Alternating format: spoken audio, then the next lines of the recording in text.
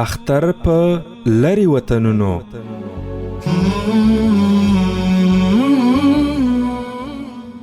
میاشت د اختر ښکلې ښکاره شوه، که مسافر وي ټول به کلي ته راځي نه.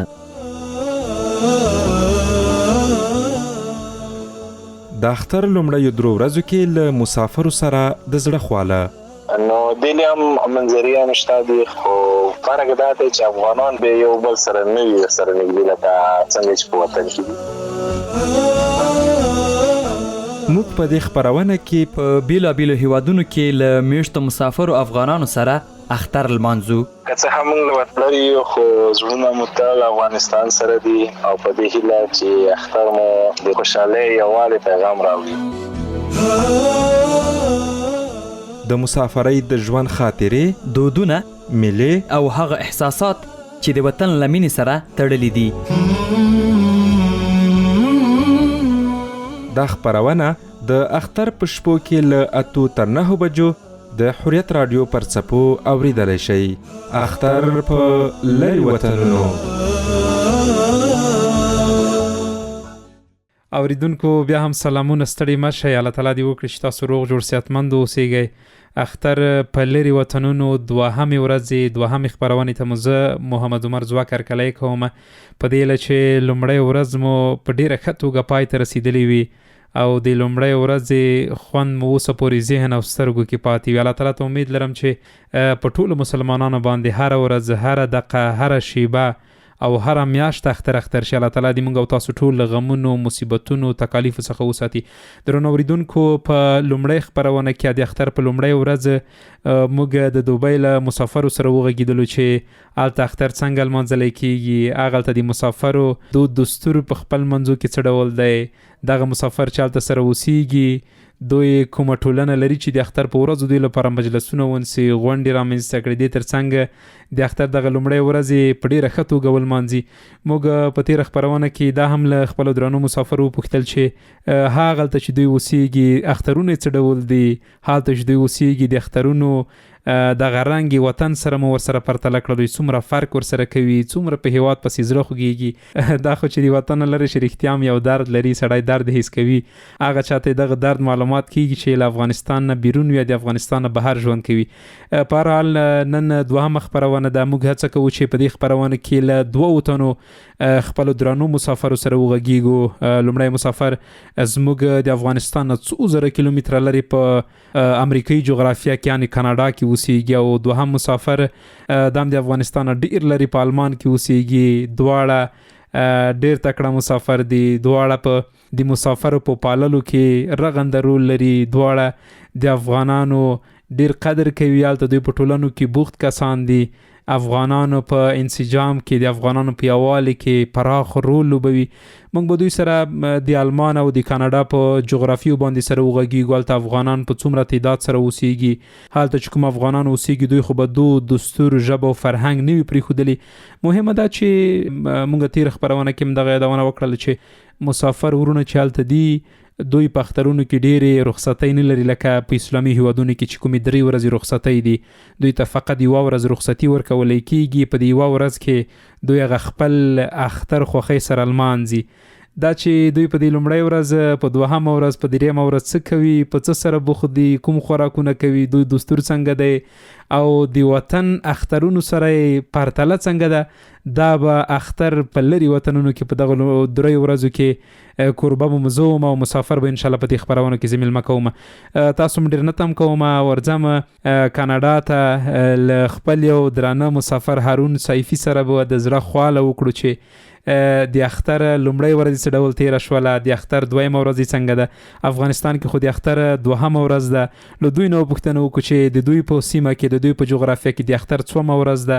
د اختر دغه رنګینۍ څنګه روانې دي، اختر دغه شیبې څومره په خوشحالۍ تیریږي، لومړۍ اړیکه چا سره کړې ده او د کورنۍ ناوال لري که نه لري، څومره په وطن پسې زړه خوږېږي، څومره د وطن درد دوی بې قراره کړي دي. زه مو نور نه تم کوم، مستقیم ورځو دغه دوه سره زړه خواله کوو. لومړی برخه کې به له هارون سره غږیږو، دویمه برخه کې به له محمد نادر بهادري صاحب سره غږیږو. هارون سیفي صاحب ډیره مننه چې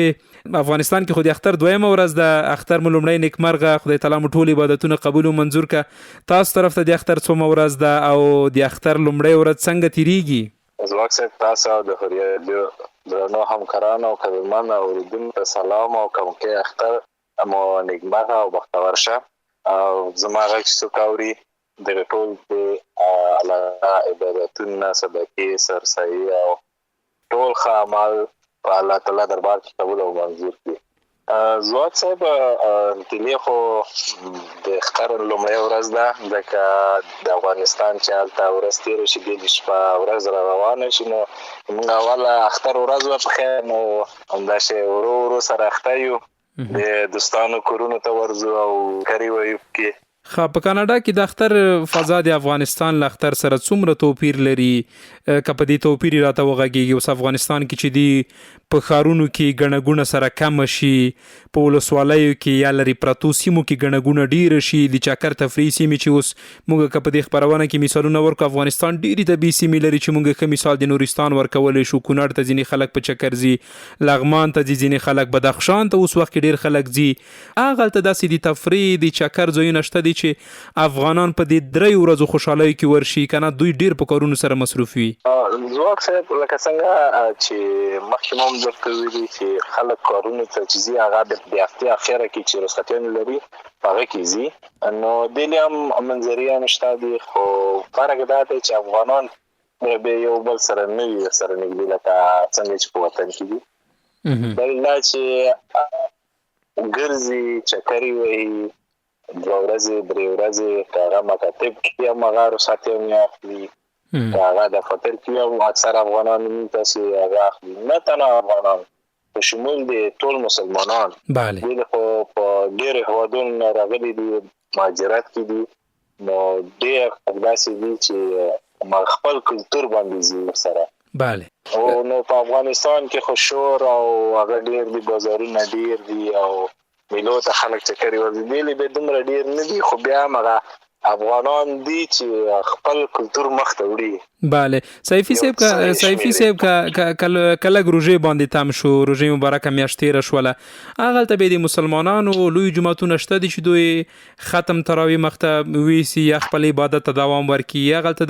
د جومات تګ راتګ شته د افغانانو ترمنځ؟ وزواک صاحب دلې په کومه علاقه کې چې موږ اوسېږو نو دلې تقریبا بشماره دي. دا د کاناډا پایتخت آوا دی، نو دلې بشمیره جوماتونه هم دي او بشمیره خلک هم پکې اوسېږي. بیا خلک ځي، تراویح هم کېږي، ختمونه هم کېږي، حتی روژه مار کې به راوړېږي. سیفي صاحب د اختر لپاره کوم ځانګړي خواړه یا دودیز داسې پروګرامونه افغانان هلته رامنځته کوي چې تاسو هم کله ګډون کې وکړئ؟ داسې څه شته دي؟ لکه مخکې ما وویلې چې په افغانستان کې که زه مثال ورکړم دلته ځینې خوراکونه ډېر رواج دي، لکه اوس د مایانو خوراکونه دي، په دې ځای کې د قابلي پلو خوراکونه دي، کباب ده، دلته مایچه ده او ډېر مشهور دي. مونږ او تاسو سیمه کې چې دغه نو بیا غټې وریجې دي چې د ډنډکي په نوم دلته مشهور ده. هلته بیا دغه ځانګړو ورځو کې چې د خوشحالۍ ورځې وي لکه اخترونه شول، داسې ځانګړي خواړه څه شته دي چې په افغانستان کې موجود نه وي، هغه خلک چې کاناډا کې اوسېږي هغوی دودیز خواړه وي؟ وزواک صاحب ډېرې زه خپله د پکتیا یو څو کورنۍ دي چې ډېر د پخوا نه راغلي دي، نو هغه بیا د موږ دپاره سپیشل د اختر په د غټې وریجې چې موږ ته ډنډکی ورته وایو دا راته برابروي. نور دغه قابلي هم شته، د منتو هم شته، شک هم شته. هره کورنۍ هم خپل کوم یوه ولایت سره چې مربوط وي هغه شی برابروي او د نور دوستان چې ورځي هغه ورسره شریکوي. د کور نه لرې، د ملګرو دوستانو نه لرې، د خپل جغرافیې نه لرې اختر تیریدل درته څنګه دي؟ اختر خو هغه خوشحالیانې دي چې هر مؤمن مسلمان په دې هڅه کې دی چې که چیرته مور او پلار ژوندي وي د خپلې مور او پلار تر څنګ تیر کړي، که مور او پلار یې نه وي د خپلې کورنۍ تره زامنو ورونو تر څنګ تیر کړي. د دغه څومره ارمان درځي یا څومره فکر کوي چې کاش په خپل وطن کې وای، خپل افغانانو سره مې دغه خوشحالیانې لمانځلی. صاحب ډېره مننه. نو حتما خپل فامیل نه لري، د خپل دوستانو نه، د خپل هیواد نه، د خپل کوچنیوال انډیوالانو نه چې کوچنیوال موږ ورسره لوی شوي یو. اختر کې چکرې به مو وایلې، بهار ووتلو، بیا به موږ سره تللو پارکونو ته او خوراکونه به ډول ډول میلې به وي. نو خامخا هغه پسې انسان خفه کېږي. زه د کوچنیوال نه چې سړی لوی شي او په رسم رواج کې بیا چې یو بل ځای ته لاړ شي، خامخا یو خفګان ورسره. بله دا چې د مور پلار کیسه، مور پلار خو داسې یو میوه دی چې خدای تعالی د هر چا سره چې وي نو ژوندي دی ورته لري، او که د چا سره نه وي نو هغوی د خدای تعالی مغفرت ورته وکړي او کورنۍ ته د زړه صبر ورکړي. آمین. نو دلې موږ بعضې داسې کورنۍ شته دي چې هغه فامیلي دي د ژوند کوي. نو هر کله چې موږ ورشو نو د دوی کومه مینه چې مور ورکوي او مور پلار چې ورکوي نو هغه مونږ ته زور راکوي چې ولې مونږ سره نشته، خو بیا هم خوشحالېږو چې اوس هم هغه افغانیت او هغه د مور مینه چې مونږ د دوی نظر کې ګورو چې ورکوي، نو مونږ احساس کوو چې زمونږ مور پلار هم شته دي. که هغوی مونږ نه لرې وي نو دوی مونږ خپل مور پلار ګڼلي دي او دوی هغوی مینه مونږ سره کړې دي. سیفي صاحب، یوه بله موضوع ډېره مهمه ده. د افغانستان کې چې اخترونه وي یا په اسلامي هیوادونو کې چې اخترونه وي، دغه د ښار فضا بڼه بدلیږي، د کورونو بڼه بدلیږي، دغه د ځوانانو هغه د لباس بڼه بدلیږي، کالي نوي وي، لباسونه نوي وي، بوټونه نوي وي، خولۍ نوي وي. په کاناډا کې هم داسې تر سترګو کېږي، ښار کې هغه ګڼه ګوڼه کمیږي که نه، بیخي عادي ژوند ده. ځواک صاحب تر څنګه چې موږ هم سره بحث وکړو، افغانان کوم ځای کې خامخا شور وي او هغه وي، بیا دغه ښار او فضا چې دغه نه بدلیږي، دغه نارمل وي ډېلې، ډېر داسې عادي ژوند یې دی. او بل د کالیو خبره یې وکړه، افغانان به وي او خپل رسم رواج چې زر پرېږدي خو هغه خو افغان نه حسابېږي دومره زر. هر کورنۍ خپل جامې ته نوي کالي، نوي بوټان، نوي واسکټې، صدرې، دغه ټول بندوبست کوي. هغه ډیلې خو نه کېږي، خو اکثریت د افغانان چې وي هغه د افغانستان نه ځان ته اډر کوي او راغواړي، ځکه هغه لمونځ چې په نوو کالو کې وشي نو یو بېل جلا خوند لري. بله،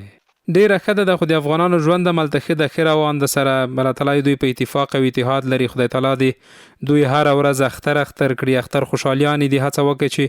همدغه 2-3 ورځې فرصت دی، ژوند دی، د خپل ژوند خو کړی. هلته د افغانانو دغه میشتیدنې ژوند څنګه دی سیفي صاحب؟ داسې ښارګوټي شته دي،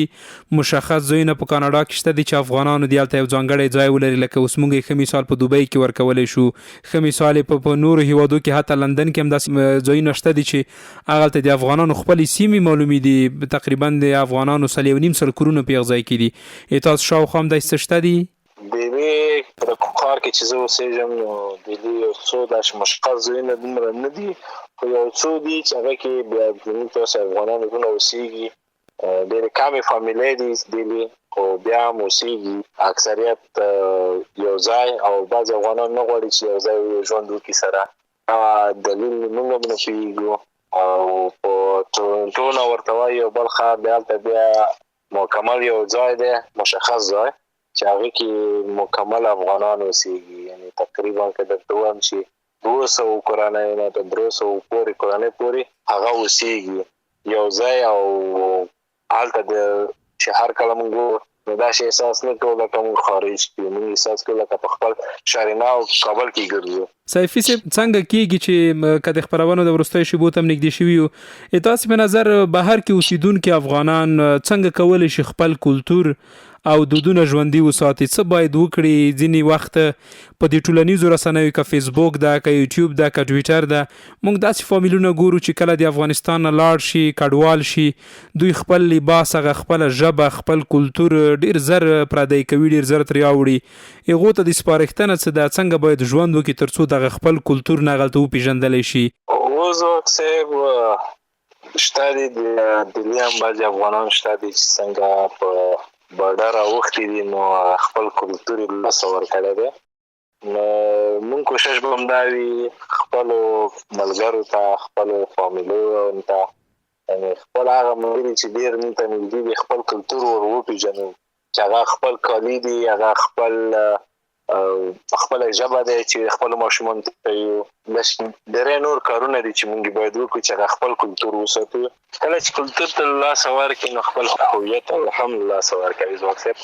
او بل دا چې توصیه د هغو فامیلونو ته او هغو افغانانو دی چې هغه په خارج کې دي نورو هیوادونو کې دي هغه که زموږ ګاونډیانو هیوادونو کې خپل کلتور باید په کلکه وساتي عملي کړي. ډېره زیاته مننه هارون سیفي صاحب، خدای دې سلامت لره. که وروستی پوښتنه وکړمه که د اختر په ورځ د افغانستان خلکو ته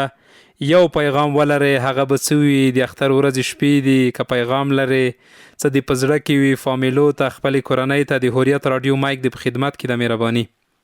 مننه ځواک صاحب. که څه هم موږ له وطن یو خو زړونه مو تل افغانستان سره دي او په دې هیله چې اختر مو د سولې او خوشحالۍ یووالي پیغام راوړي. ډېره زیاته مننه هارون سیفي صاحب چې موږ سره دی په افغانستان کې خو د اختر دویمه ورځ ده موږ سره دی په دې خپرونه کې ګډون وکړل. له تا نه ډېره مننه. درنو اورېدونکو له تاسو هم زښته ډېره مننه چې موږ سره د خپرونې په لومړۍ برخه کې پاتې شوئ. دویمې برخې ته ورځو. له هارون سیفي صاحب څخه ډېره مننه چې موږ سره د کاناډا د مسافرو احوال شریک کړلو. دویمه برخه کې موږ محمد نادر بهادري صاحب سره وغږیږو، د پالمان کې اوسیږي. محمد نادر بهادري صاحب ډېره مننه چې موږ ته مو وخت راکړلو. ستړي مه شئ، پخیر راغلئ خپرونې ته. سلامونه نیکې هیلې تا ته او د ګرانو افغانانو اورېدونکو ته سلامونه وړاندې کوم. زه ما ته مې اجازه راکړئ چې د لرې منطقې نه د فرات نه اختر مبارکي وایم خپل وطنوالو سره او ډیره مننه چې دا زمينه دې مو ته مساعده کړله چې زم خپل وطنوالو سره اختر مبارکي د دې ځنه وکم د کې چې یو خوشاله او اختري تر دا د مدرلودلې. ډیره مننه به هم سلامات اوسې بهادي صاحب محترم. کیسه راته وکړه کوم هیواد کې اوسېږي، هلته د افغانانو ژوند څنګه دی؟ د اختر په افغانستان کې خو د اختر دوهمه ورځ ده، تاسې هلته اختر څومه ورځ ده؟ ډیره مننه. زم دلته آلمان کې ژوند کوم، تورینګن ایالت ورته نو تورینګن ایالت کې مې او دلته اختر دلته هم دویمه ده. موږ هم افغانانو خو خپل اختر لمونځو نو اختر افغانستان سره مو لمونځلی دی. بس الحمدلله تر دې دمه ښه دی. نو ښه دی. ښه بهادري صاحب د کوم ځای کې چې ته اوسېږي دغه فضا څومره اختریزه فضا ده؟ موږ په افغانستان کې یا په نورو ملکو کې هغه ملکونه چې هغوی مسلمانان هلته ډېر اوسېږي یا هغه کوم ملکونه چې هغوی د اسلام په نوم یادېږي اختر دې پر خپلې مشخصې ورځې لري، رخصتۍ وي هلته، حتی د ښارونو بڼه بدله شوې وي، د ولسوالیو بڼه بدله شوې وي، خلک میلو ته ځي، خلک تفریح کوي، خلک په جوماتو کې په عبادت بوخت وي. دلته د اختر فضا څنګه ده؟ کماس یادي ورځې دي، دومره توپیر نشته ورسره دې ورځو سره؟ دلته خو داسې دی چې موږ چې د اختر لمونځ کوشش دا کوو چې د افغانستان د کلتور د عنعناتو مطابق موږ ولمونځو او تر اخري حده پورې کوشش کوو موږ دلته. ولې بیا هم داسې ډېر څه چې افغانستان سره مطابقت ورکو نو ډېر افغانستان خو ډېر خوندور اختر وي، مینه وي، محبت وي او یو بل ته وخت ورکول وي، تاګ را تاګ وي. نو دلته تر اخري حده چې موږ ډېر کوشش وکړو تر یو المونځ ترتیبات موږ ونیسو او بس تر دغه پورې همدومره موږ وشو کولی. ولې دویم دا چې موږ دلته مشکلات چې کوم خلک لري نو زیاتره دلته چې کله څوک کور ته ځي او هغه ورونه چې دلته آلمان کې ژوند کوي یا د نورو اروپایي نورو هېوادونو کې ژوند کوي د دې کار سیستم ورته معلوم وي نو دلته زیاتره کارونه درې وخته وي، یعنې شپې وي، ورځې وي، د ورځې نیمایي نه کار شروع کېږي سهار وخت وي. هغه هم داسې ځوانان چې ملګري چې وي کوشش ډیر وکړو نو کله دوی د اجازه ورته نشي ورکولای د کار نه چې دوی ورځي رخصت راوخلي نو دومره وشي کولای چې خپل د قانون ترتیبات جوړ برابر کړو سره ونیسو خو په هر صورت بیا هم دلته موږ ځوانان چې دلته کوم ځوانان یو سره نو کوشش مداوي چې خپل منځ کې سره کینو مګا د خپل افغانستان دستور سره دوکو نو مخکې د پلان موږ جوړو چې هر ځوان چې موږ ځوانان چې کار کوي نو کوشش دی وکړي چې ورځ رخصت تر وخلي او موږ دلته د افغانستان د خپل دستور جوړ کو یو داسې رسرکینو خپل منځ کې کله سي ډیر ځوانان ډیر وي او ډیر کم سره کینو ډیر مصرفیات دی واجنه بله یعنی په خارج کې څوک چې د افغانستان بیرون اوسېږي تا د خبرونه دا معلومیږي چې هغوی هلته ژوند ډیر مصروف ژوند لري هلته بوختیاوې ډیرې دي د کاروبار مصروفیت ډیر ده هر څوک په دې تلاش کې ده چې هغه څه چې ورته راجع کېږي هغه ادا کړي همداسې به وي همدار کم دی بس داسې کوشش هم دوی د تطنوی چې دا دوی خلک کار غواړي دوی ته به کار کوي نو دوی نه توقع دوی نه لري چې زه ماته د اختر ورځ رخصتي وکړي یعنی ماته د دې زمينه متبرابر کړي ولې هغه څه چې د تخپل هم کوي کوشش به دا کوي چې وایي کې نو موږ هم دا غده تر څنګ دي نور آینده کې دا خپل کلچر مو یادونو دي خپل ولودو دي پور خپل د نوي نسل دي پور د ترغولي دي بدبختی د چټیر وړو ځونوم دي د وړو مشمون ولې فامیلار ورغولي دي نو هغه هم تم په کار د چې خپل کلچر چې تر څو دوی ذهن نه ونوزي د موږ خپل کلچر نو د دې واجنه باید دا کورونو د فعالیتونو باید ورو کوشش هم کوو چې دا دوی ته وخوي او وی کو بله نو دلته دوی ته د اجازه نه درکوي دا شي یعنی دا د مصرفیات واجنه دا نه چې تونه د ممنوع کوي هغه ته چې ډیر سي ته مصرفه کړی نو د دې واجنه ته دا وخت د سینم نوې چې دا کار وکړي ولې موږ بیا کوشش دا کوو چې د خپل د اندې نسل لپاره دا کورونه او د خپل عرف او عادت مختیس بله بهادري سي محترم څومره وخت کېږي چې ته په آلمان کې اوسېږي او لوی منفي نکتې کومې دي چې ته ډېر ترې ځورېږي هغلته چې افغانان اوسېږي هغوی راتلونکي ته لږ اندېښمن وي لکه مخکې شته د کلتور د ژبې د رسم او رواج ته د کومې برخې نه ډېر کړېږي کومې برخې نه ډېر ځورېږي د کومې برخې په هکله ډېر اندېښنه په ذهن او زړه کې در سره ده ما سره خو واقعیت راته وایم نو دلته هر څه چې دي تر پردې تر مخې دي او تر پردې تر شا هیڅ هم نشته دي دلته هر څه چې دي نو شاید غږ مې د نورو ځوانانو موري د افغانستان کې موري پردې تر شا هر څه دلته درویغ دي نو داسې کوم چې د آلمان سره دلته مې توپیر او زورول د هر شي نه مې زوروي تر هغه پورې چې موږ ته هلته مو چې دوی نه اورېدلي وو دوی ته چې تر حق نه تر بشر حقه پورې تر میډیایي تر هر څه پورې به چې موږ دوی نه اورېدل نو هغه هر څه مې چې دلته یو شی ډېر زورونکی د هر څه درویغ دي یعنی شاید تا ته دا مخامخ تاسو مې چې ولا سید ته دا کار کوي شي د ازادي بیان لري ولې تر هغه پورې د هیڅ کله تم ډیر شته نه پریږدي چې تخپل غاګ جکی نو یا ته د دومره مجبوره کړای حالات د سختونه وروستل دي یا نو بعضی د ژبې د مشکلات واجب نه چې ته اجازه نه درکوي نو دا مشکلات ډیر اندازې نه ډیر زیات دي ته هم د مشمون طریقه دی هم د نسل دی کنه دا خو خپل ډیر سخت حالات دی دلته نو کوشش به دا کوي خپل مور پلور مسؤلیت هم ده اول ژبې نه شروع اول تر اسلام نه شروع تر ټول هر ورځ تر دوی چې مکتب ته ځي تر مخکې نه چې مکتب ته ورشي نو ته د ټول شرایط اسلامي شرایط اسلامي ژوندۍ ورته تشریح کوي بعد دغه نه به ته مکتب ته ستوي نه بعد چې ته دلته راشم دوباره به د اسلام د دین مبارک ذهنیت بیا ورته خي ولې متاسفانه چې دلته به باسي خلک دي چې خپل ډیر څه اسلام نه د مور پر ډیر فامیلی ډیر څه معلومات نه خپل اولادو ته به دوی ورزده کړی دي چې هغه د اسلام د پابندۍ د نگاه نه دي خپل د مذهب د مختلف نگاه نه هیڅ نه پابندي نشته ده هیڅ نه فشار نشته ده دلته هر څوک خپل مذهب کې آزادي او اچته خپل آزادي کړی دی څوک د چاته حق نه لري چې مذهب مقابل کې وږي یعنی بل چې مذهب توهین کې ته چې مذهب ته توهین کوي دا هیڅ چاته اجازه هم څوک د دولت ورته اجازه نه ورکوي بهادري سي محترم د خپل وطن څومره ارمان درځي او تقریبا د غدري کال کېږي د خپل کورنۍ نه لري خپل مور او پلار خپل جغرافي خپل ملګرو نه لري اختر تقریبا د غدري کال کېږي په لرو وطنونو المانځي څومره ارمان د خپل دغ درځپلي ملت او وطن درځي نو کا وخت وای نو کله ورکه چې د نو کس زین سم زدا سوال وکم خپل وطن لري چې نو سړی هغه نظر مې به حتم نرم شي او هغه حدم نشم توکل چې سړی ته څومره انمون وسی نو کچې دا زم د دې تاریخ ته څه چې سوال چې وکړل ول خلکو ته هم د پیغام رسوم چې نه ډیر فرق دی وطن وي کله وطنونه څومره مخکولي وي کله وطنونه څومره مبود وي او کله وطنونه کې څومره سہولتونه وي ولې د دې موږ د پوره نه دي د خلکو د پوره دي چې دوی دونو د پوره جوړ کړي ولې موږ ته د ماغه خړ وطن ماغه وی جوړ وطن د موږ ته خدای آبادم لري موږ ته دوم کوو ولې کوشش وکړو دا کوو چې آبادم کو ما خپل وطن ډیر خوي د هر نیګون ډیر ارمون سي درې کولو کې به حد اندازې نه زیات ارمون د ترسي bale په دې در خپل حتی یو ورځ ماته تیر کو بغیر د خو ډیر یو وړت نعمت چې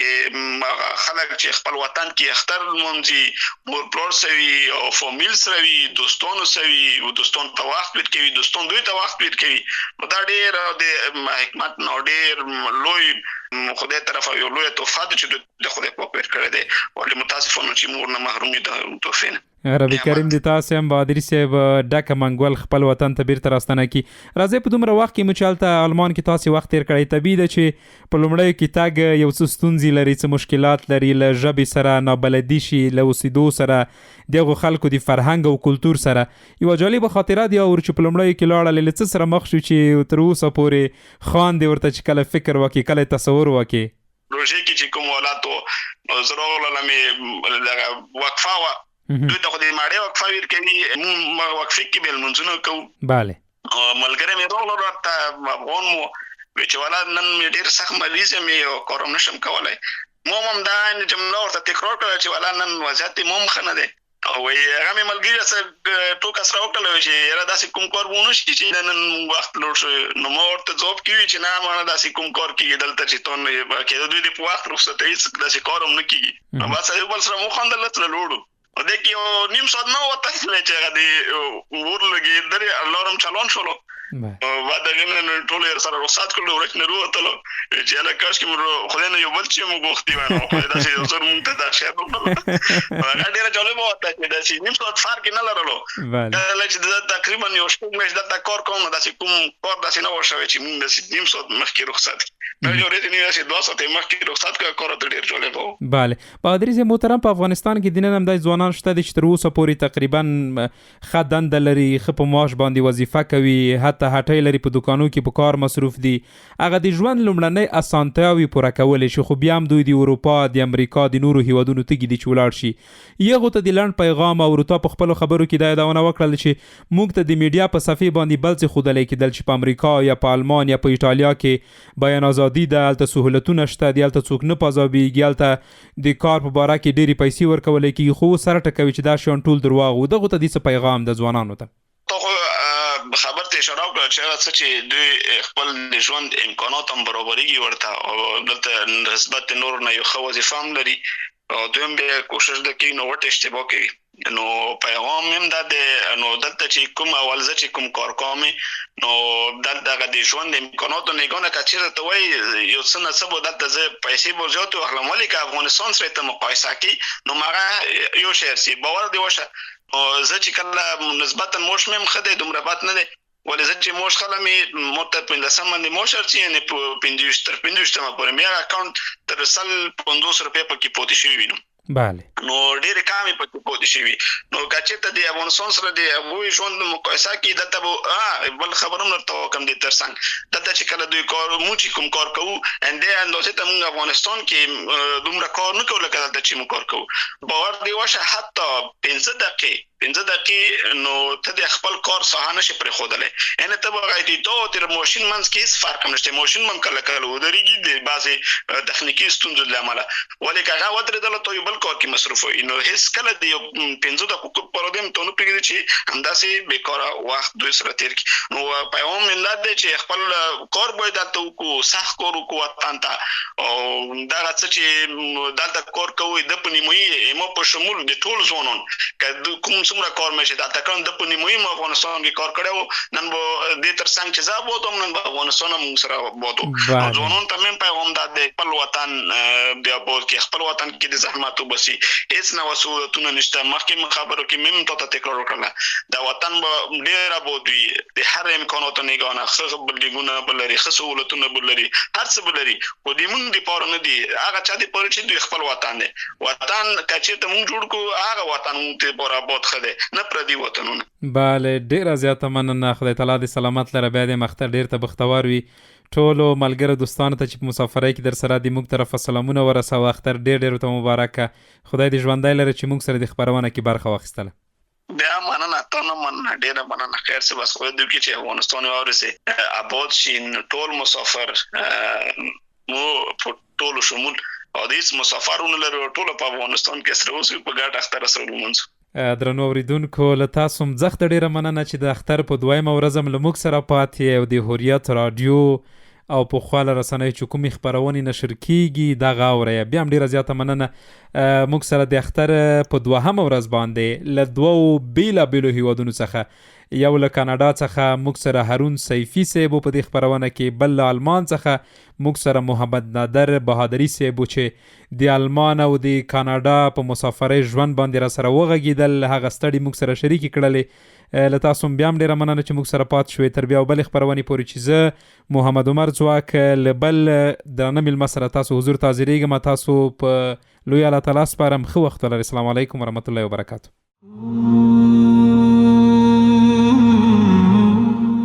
اختر په لری وطنونو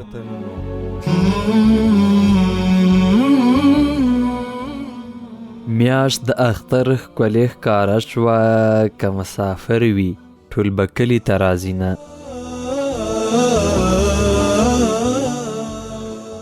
د اختر لومړیو درو ورځو کې له مسافرو سره د زړه خواله نو دلی هم منظریه نشته دي خو فرق دا دی چې افغانان به یو بل سره نه وي سره نږدې لکه څنګه چې په وطن کې دي